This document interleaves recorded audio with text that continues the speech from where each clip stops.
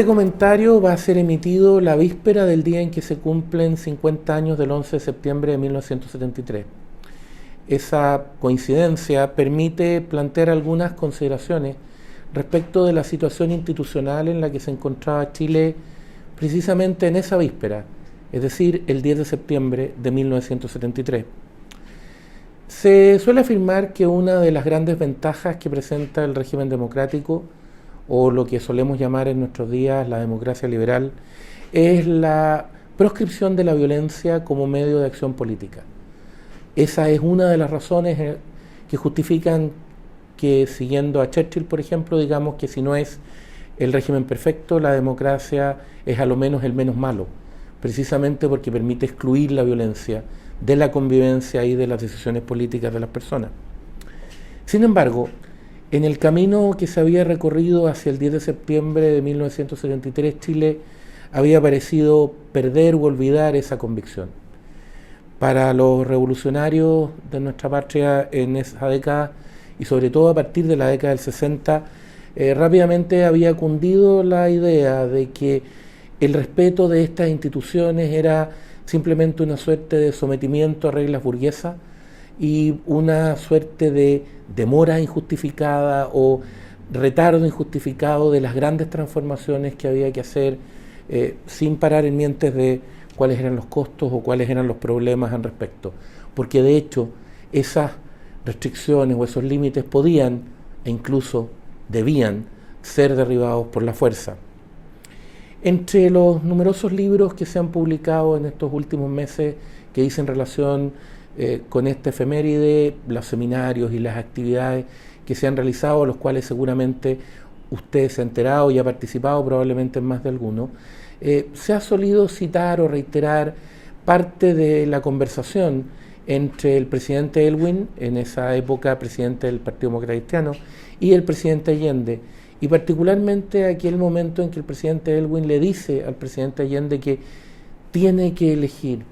tiene que decidir, no puede seguir pretendiendo estar con la violencia y con el orden institucional al mismo tiempo. Si usted ha revisado el libro de las memorias del presidente Elwin, llama mucho la atención esa suerte de desazón, se ha comentado en distintos foros, que se presenta o que él presenta como el resultado de esa conversación cuando se da cuenta que el presidente Allende no va a decidir. Es en cierta forma la desazón de quien ve que la situación del orden institucional que se está quebrando o que se está hundiendo o que ya está quebrado y hundido no tiene mucho espacio de recuperación. Era una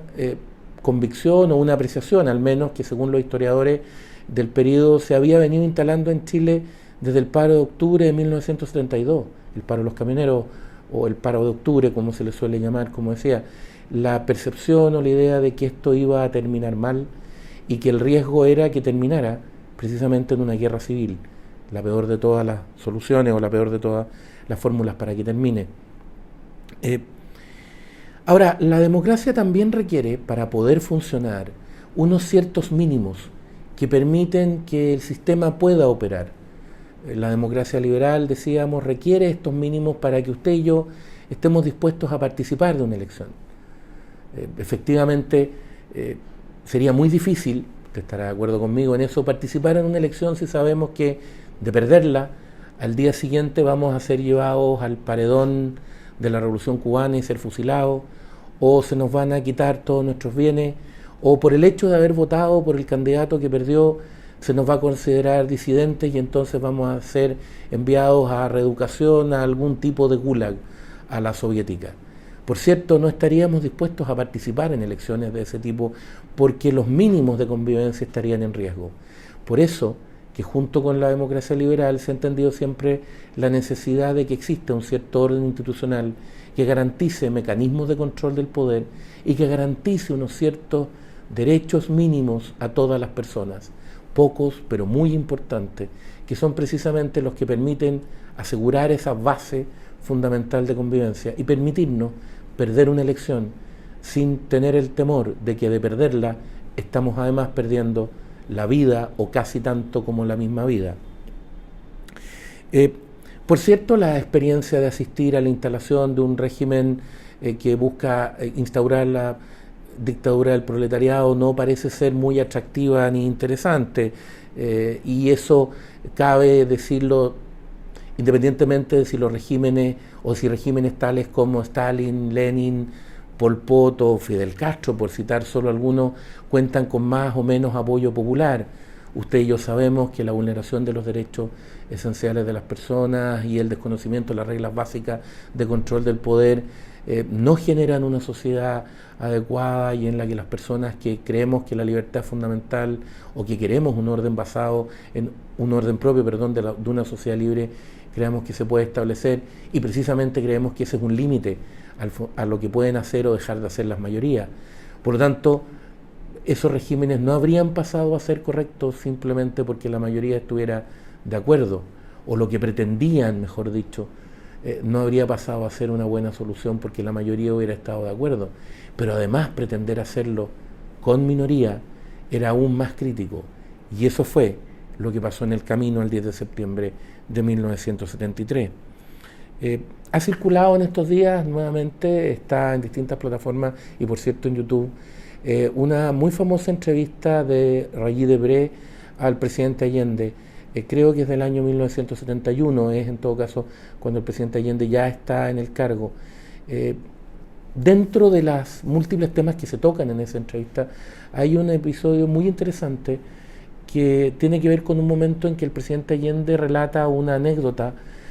con Néstor Che Guevara. Y él cuenta que el líder de la Revolución Cubana, ese líder en particular, le regaló al presidente Allende un libro. Y al autografiar el libro, la dedicatoria apuntaba un saludo a Salvador Allende, quien, más o menos estoy citando de memoria, pero la frase es más o menos quien por medios distintos busca el mismo objetivo, persigue el mismo objetivo. De toda la conversación queda claro que el objetivo era la instalación en Chile de la dictadura del proletariado, es decir, de un régimen marxista. Esa era la meta, rodeos más, rodeos menos, discusiones más, discusiones menos. Es decir, un régimen básicamente totalitario que no cree en el control del poder, que no cree en las garantías ni en los derechos individuales. Por lo tanto, una oferta como meta muy grave, no solo por el proceso que se desarrollaba, ya hemos hablado de la violencia para alcanzarlo, sino por la meta que se ofrecía o el lugar al que se ofrecía llegar a los chilenos finalmente si ese régimen se terminaba por instaurar. Si usted o yo revisamos los datos de la situación de la población en Chile y nos ponemos a mirar edades, configuraciones demográficas, probablemente vamos a concluir, dicen los expertos, que la mayoría de los chilenos nació después del 11 de septiembre del 73. Por lo tanto, no tiene una memoria directa de esos hechos, sino que es más bien un conjunto de antecedentes que tienen que ver con un episodio histórico que, por cierto, mientras más tiempo pasa, más lejos va quedando. No deja de ser llamativo, dolorosamente llamativo, por cierto, que lo vivido en Chile desde octubre del 2019 hasta acá haya sido en una parte muy relevante una suerte de, si se me permite la expresión, curso express de historia, para que esas personas pudieran ver en directo, apreciar cómo funcionaba parte de ese camino que Chile recorrió, insisto, hacia el 10 de septiembre del año 73. Sí, porque muchas personas pudimos ver cómo se justificaba y virtualmente se glorificaba el uso de la violencia, cómo se justificaba y virtualmente glorificaban los saqueos, los atentados, la destrucción, la agresión, diciendo que ese era el camino para poder instalar una sociedad mejor, una sociedad más justa, satisfacer anhelos largamente postergados y que por lo tanto no había que fijarse tanto en esas garantías que se invocaban por personas, esos derechos individuales. Por cierto, no había que preocuparse de la propiedad privada porque había algo muy grande que lograr y por sobre todo eso cabía afrontar todo esto, cabía pasar por encima y si era necesario eliminarlo o retirarlo del sistema porque no tenía por qué respetarse, no tenía mucho sentido, ni siquiera cuando los afectados reclamaban cómo los dañaba y cuán cuánto habían sufrido a raíz de todos estos sucesos. Pudimos ver también esa gravísima declaración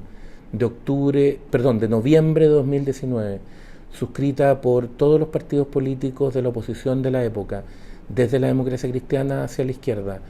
en que se decía más o menos que el proceso constituyente lo dirigía o lo llevaba adelante la calle, en una gran renuncia al sistema institucional, en una gran renuncia al orden institucional y a los principios fundamentales de un Estado de Derecho, en forma y en régimen. Pudimos ver después cómo se hablaba ya no solo de resquicios legales, como se planteó durante el gobierno del presidente Allende, sino que derechamente de resquicios constitucionales. Sí, pudimos ver todo eso. Y pudimos ver también cómo en el proceso constituyente anterior se nos dijo que era bueno que algunas personas fueran funadas para que aprendieran lo que era sentir miedo. Candidatos a puestos públicos importantes como gobernaciones, por ejemplo, nos dijeron, citando canciones, que era importante que el miedo cambiara de bando, porque era importante que algunos sufrieran. Se nos dijo por miembros de la convención, de la mayoría que hegemonizó la convención, que había personas que por su origen, por quienes eran o por las ideas que tenían, no merecían ser oídos, no merecían participar,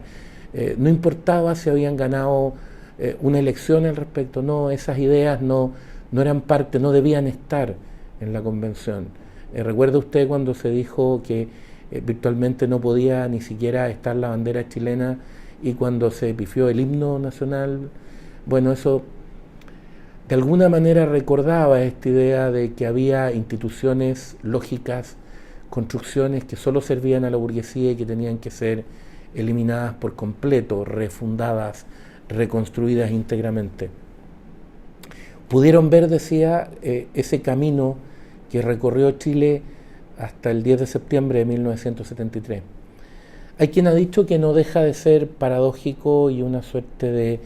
llamada de atención del destino, si se quiere, o de la providencia, el que ese plebiscito del año pasado que rechazó esa propuesta de muy mala constitución que nos hizo la convención y que habría dejado a Chile de haberla aceptado en algún lugar entre el régimen castrista y el régimen chavista, ese día de ese plebiscito, digo, coincida con el 4 de septiembre y por lo tanto con el 4 de septiembre de 1970, cuando fue electo presidente de la República Salvador Allende y se inició el proceso del gobierno de la Unidad Popular. Hoy día se dice que sería bueno tener acuerdos respecto de cómo evitar que algo así ocurra de nuevo, que nos enfrentemos nuevamente en la historia de Chile a situaciones como las del 11 de septiembre de 1973. Quizás una manera de avanzar en ese sentido, sin por supuesto tratar de imponer una verdad oficial ni una historia oficial respecto de lo ocurrido, como parece que a varios personeros y a parte importante del gobierno actual le importa. Sin hacer eso, digo, una manera de avanzar podría ser pensar en la efeméride siguiente, en el 18 de septiembre, que nos habla de un país que se ha construido a lo largo de ya más de 200 años con el esfuerzo de todos, de tirios y troyanos, de muchos que han dado su vida por Chile, que han dado su vida por esa bandera que en algún momento pareció que no servía, que han dado su vida por esas tradiciones, por esa historia, por construir un país mejor sin incendiar lo que había, sino que simplemente tratando de mejorarlo, de avanzar a partir de lo que se tiene y lo que se ha construido en conjunto. En ese sentido, quizá lo mejor para evitar imposiciones indebidas o decisiones indebidas de tratar de reescribir historia sea tener, si se quiere, un acuerdo, un compromiso, una cierta convicción más bien. Lo importante al final, si usted y yo creemos en la libertad, es la convicción que tienen las personas, que tenemos y que mueven nuestros actos. Tener la convicción de que si de verdad no queremos que Chile vuelva a vivir un día como el 11 de septiembre de 1973, entonces lo que tenemos que hacer es que tenemos que tener la convicción de que no debemos recorrer de nuevo el camino que llevó a nuestro país al 10 de septiembre de 1973. El Líbero, la realidad como no la habías visto. Haz que estos contenidos lleguen más lejos haciéndote miembro de la Red Líbero.